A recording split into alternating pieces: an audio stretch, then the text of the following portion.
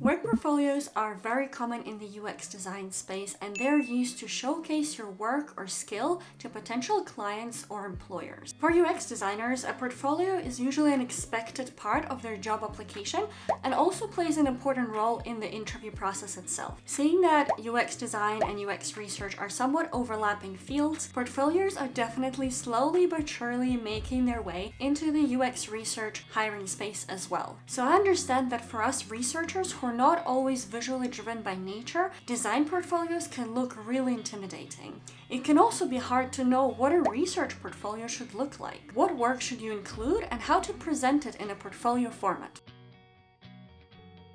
Hi, I'm Val. I have an academic background in psychology and neuroscience, and I'm also a senior UX researcher at a tech startup. I will explain whether you need a portfolio to apply for positions in UX research, which stage of the interview process portfolios can be relevant in, what hiring managers look for when they're looking at your portfolio, which projects to include in your UX research portfolio, as well as how to present them in the most relevant way. And finally, I will walk you through how you might actually go about creating a UX research portfolio of your own.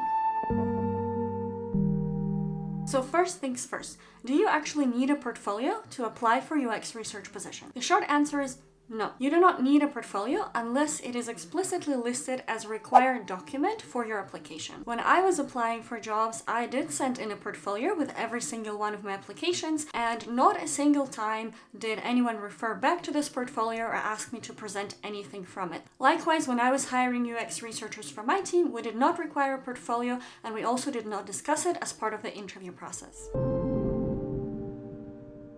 So if it's not a requirement, when a portfolio might actually become relevant in an interview process? It's usually in the first screening stage, usually done by the recruiter. At this stage, a portfolio will simply give you more credibility if you have existing work. And if you're a junior researcher who does not have a lot of experience yet, it will still give you a chance to stand out as someone who at least took the time to put together a portfolio. A portfolio might become relevant again in later stages, and some companies will let you know about it. There might be a part in an interview process where they will ask you to present a project or two from your portfolio, in which case you can use a portfolio as a supporting material to do so. In most cases, actually, at some point during the hiring process, you will be asked about your previous work. However, in those cases, you won't actually be required to present any types of visuals. Do keep in mind, however, that the process of making a portfolio can be very advantageous for you, even in those cases when the actual portfolio is not needed, because it will help you to structure your thoughts and present your projects more clearly.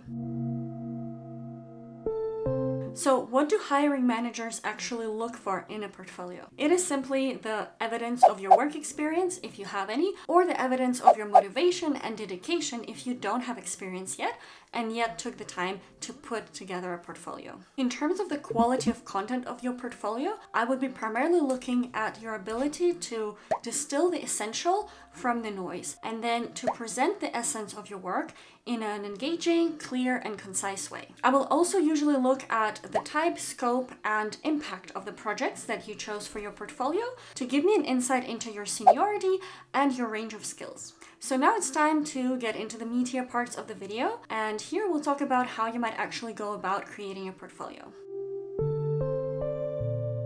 First, you'll need to decide on a tool to use. A lot of UX designers, for instance, use websites, and that's something you could choose to do as well. I would especially recommend using a website if you're a more senior professional, and so you might have a really wide range of skills and a lot of things to present. However, do keep in mind that website hosting costs money, and setting up a website is something that really takes time and effort. So unless you have a clear plan, an idea in your head of how using a website will be beneficial to you, I'd really consider whether it's worth your time and effort, because you might spend this time and effort on improving your resume or writing a better cover letter for your application. Personally, I would recommend you do your portfolio in a presentation form, so you can use tools like PowerPoint or Google Slides. These tools are easy to use and they make for an engaging presentation that is also really easy to share with others. Next, you will want to choose the project that you will showcase. I will recommend to use just 2 or 3 projects. You really don't need more. People who will be looking at your your portfolio won't have time to look at more than 3 projects anyway. I'd recommend you to choose projects that show a variety of skills. That is, unless you're going for a role that is very, very specific. And so you might choose a project where you did interviews, another project with surveys, and another usability testing project, for instance. Try also focusing on projects that are bigger in scope and impact. Projects that are larger in scope will show me as a hiring manager that you're quite good at project management and communication, whereas high impact projects will show your maturity as a UX researcher as well as your business mindedness. If you're not sure what impact is exactly and how to rate your existing projects in terms of impact, I did make a separate video about it, going through the 4 types of impact, and I'll link it up here as well as in the description, so feel free to go over there and take a look. In that video, I'll walk you through the whole process of building an impact chain around your project, so you can watch the video, do the exercise, and it will really make clear to you which of your projects are highest impact. Those are the ones that you should include in your portfolio. Now that you have your 2 to 3 projects that you will showcase, it's time to think about the structure. I have a separate video about how to summarize your research, which might be helpful in this context. Again, I'll link it up here. However, let's do a recap here as well. First, you want to give the background to your project. So you want to talk about what the is state is, what do we know already, and what kind of knowledge is missing, and what kinds of decisions are we hoping to make as a result of having gained that knowledge after we've carried out the research. And as you've set the scene with the background of your project, make sure to mention your actual research question as well. Next, I would quickly present the specs. So you want to make sure to mention what your role was within each project and who else was involved. You want to make sure to mention the methods that you use, the kinds of participants that you recruited, if you did in fact recruit any participants, and also how many. You also want to give a quick overview of the scope and timeline of the project.